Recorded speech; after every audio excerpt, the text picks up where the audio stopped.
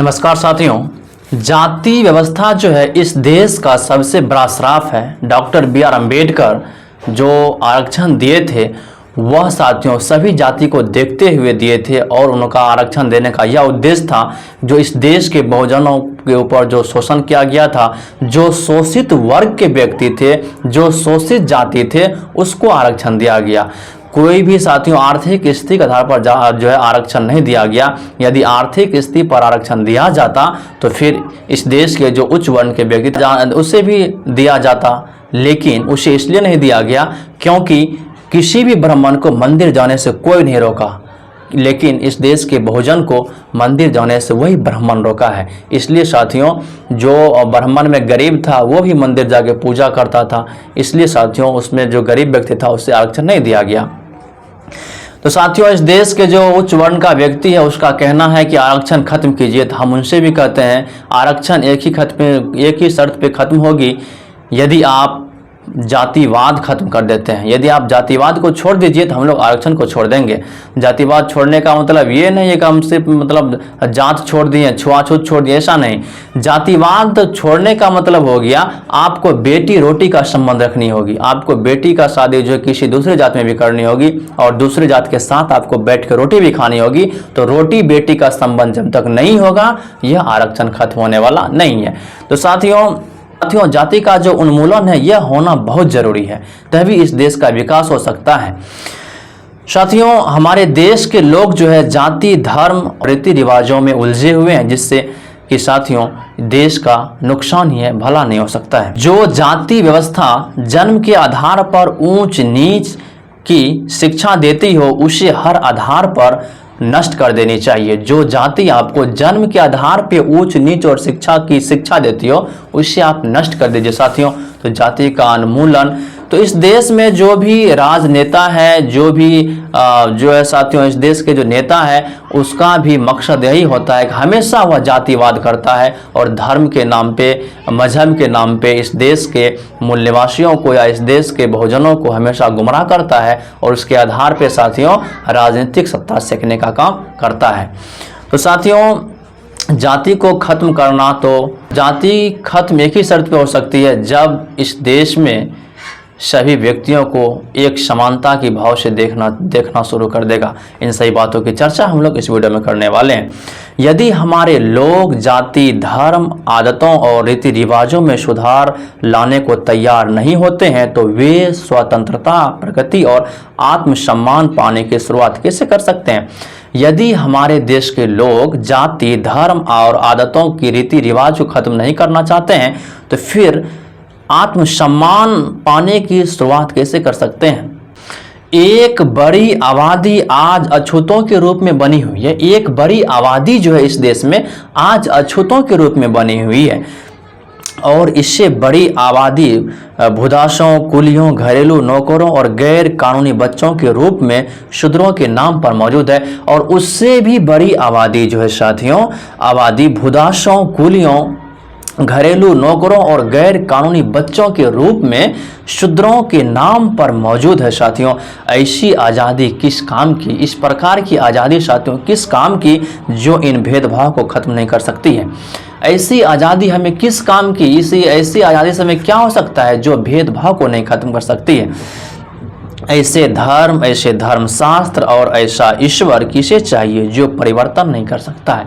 ऐसा धर्म और ऐसा धर्मशास्त्र किसे चाहिए जो कि इस जाति व्यवस्था को में परिवर्तन ही नहीं ला सकता है। चूंकि इस देश में पार्टी जातियों और समुदायों की चिंता से संबंधित है, इसलिए राजनीति भी जनता के कल्याण की वजह इन सांप्रदायिक दलों के लिए ही की जाती है।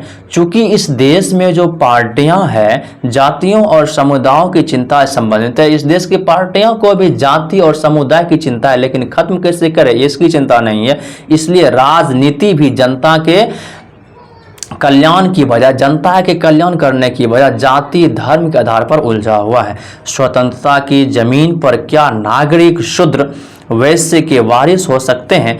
स्वतंत्रता की जमीन पर क्या शूद्र जो है यहाँ का जो नागरिक है वह वैश्य का वारिस हो सकते हैं? क्या नागरिकों को अछूत दास पापी और सेवक मानने वाले धर्म महाकाव्य और कानून हो सकते हैं क्या? क्या नागरिकों को अछूत, पापी और साथियों सेवक मानने वाले धर्म जो है, क्या वह धर्म का कानून या इस देश के कानून व्यवस्था हो सकता है क्या? सोचो, कुछ करो, सोचिए और कुछ करिए इसके बारे में। कोई आदमी मुझसे कम नहीं है, कोई भी आदमी जो है मुझसे कम नहीं है साथियों। इसी तरह कोई भी मुझसे बेहतर नहीं है, कोई भी मुझसे बेहतर भी नहीं है। मतलब यह कि हर व्यक्ति स्वतंत्र और समान है। हर व्यक्ति को अपनी अपनी स्वतंत्रता है, अपनी अपनी आज़ादी है और प्रत्येक व्यक्ति अपने में समान है। इस स्थिति को पैदा करने के लिए जाति का उन्मूलन जरूरी है। इस स्थिति को, स्वतंत्रता की स्थिति को पैदा करने के लिए जाति का उन्मूलन बहुत जरूरी है। जाति को हटाना बहुत जरूरी है। डॉक्टर रोगी को ठीक करते हैं और रोग फिर रोगी को पकड़ लेता है। साथियों, डॉक्टर जो रोगी को ठीक करता है लेकिन फिर जो है रोग रोगी को पकड़ लेता है। जब तक रोग को खत्म करने के लिए उसके मूल कारण को नहीं जानेगा, नहीं खोजा जाएगा, बीमारी खत्म नहीं होगी। जिस प्रकार से बीमारी को जड़ से खत्म करने के लिए डॉक्टर को रोगी का जो है जो रोग होता है उसका मूल कारण खोजना पड़ेगा, उसी प्रकार से साथियों इसलिए बीमारी होने पर हर बार एक ही तरह की दवाएं देते रहना उस असर करने वाला उपाय नहीं है। जिस प्रकार से रोग में एक ही प्रकार की दवाएं देते रहना असर का कारण नहीं है, इसी तरह जातिवाद की जो बीमारी हमारे समाज को नष्ट कर रही है, जब हम उसकी मूल जड़ का पता कर लगाएंगे तभी उसे समाप्त किया जा सकता है। इसी तरह साथियों जाति जो है, जातिवाद की जो बीमारी हमारे समाज में फैली हुई है, जब तक इसकी जड़ की पता नहीं लगाई जाएगी तो फिर जातिवाद खत्म नहीं होगी।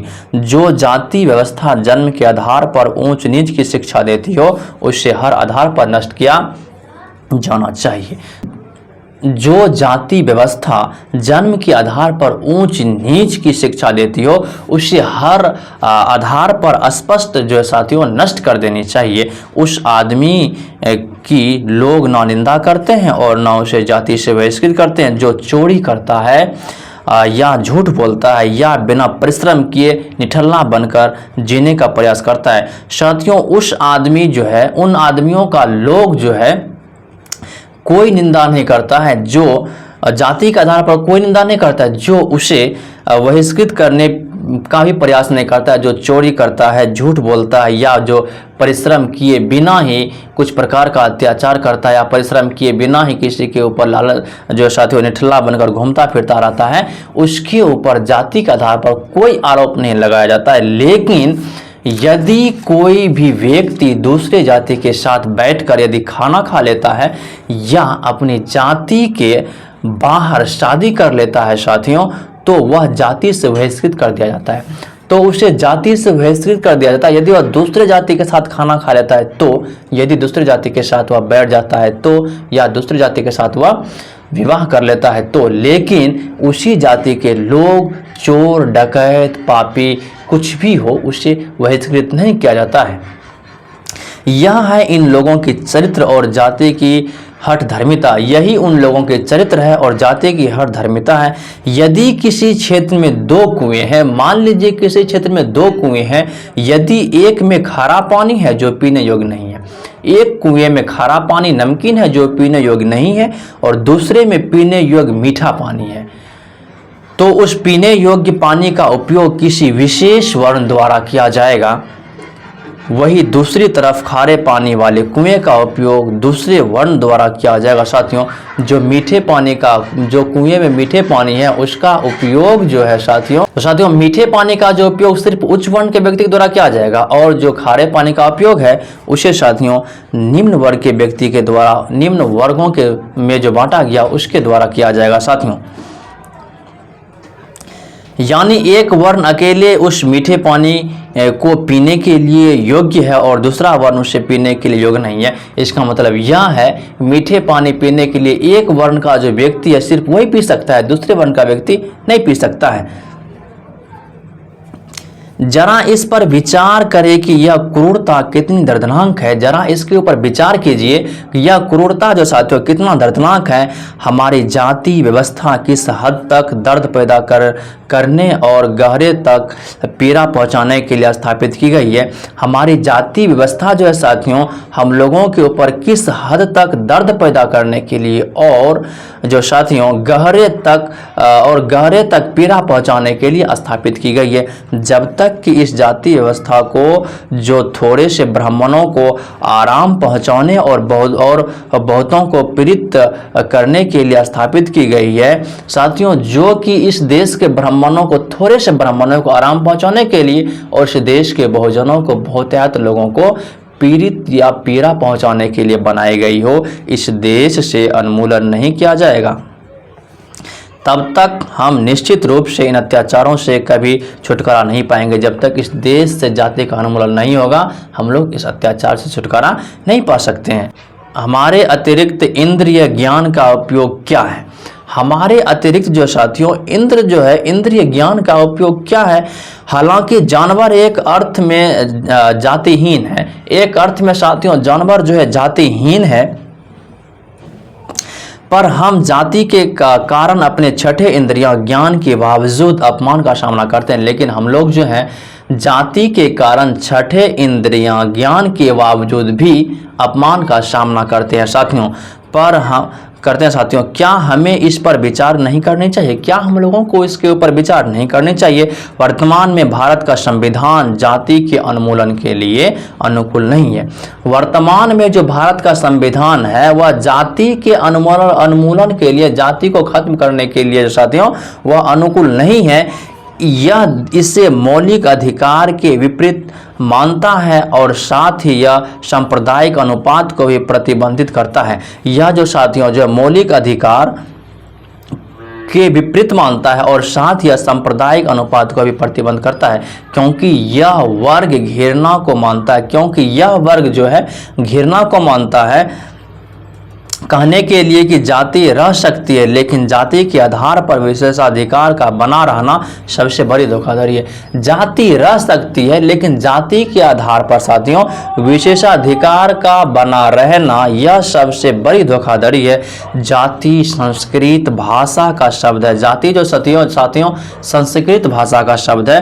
तमिल में जाति के लिए कोई शब्द नहीं है। तमिल में जाति के लिए कोई शब्द नहीं है। तमिल में किसी का संप्रदाय या वर्ग पूछना एक रिवाज है। तमिल में किसी की संप्रदाय पूछना और वर्ग पूछना एक रिवाज है, पर जन्म के आधार पर किसी के साथ जाति भेदभाव नहीं किया जा सकता है। लेकिन जन्म के आधार पर किसी के साथ जाति और भेदभाव नहीं किया जा सकता है। मानव जाति के बीच कोई जाति नहीं हो सकती है। मानव जाति के बीच जो है कोई जाति नहीं हो सकती है। एक ही देश में रहने वाले में जाति और जाति भेदभाव की बात करना बहुत ही शर्मनाक है। एक ही देश में साथियों रहने वाले व्यक्ति के साथ जाति और जातिवाद का भेदभाव करना बहुत ही शर्मनाक है साथियों। तो साथियों यदि देश की उन्नति चाहते हैं तो इस देश से साथियों जो है जातिवाद जो खत्म करनी होगी। तो मिलते हैं फिर नेक्स्ट वीडियो में। जय भीम, जय संविधान, नमो बुद्धाय, जय हिंद, जय मूल निवास।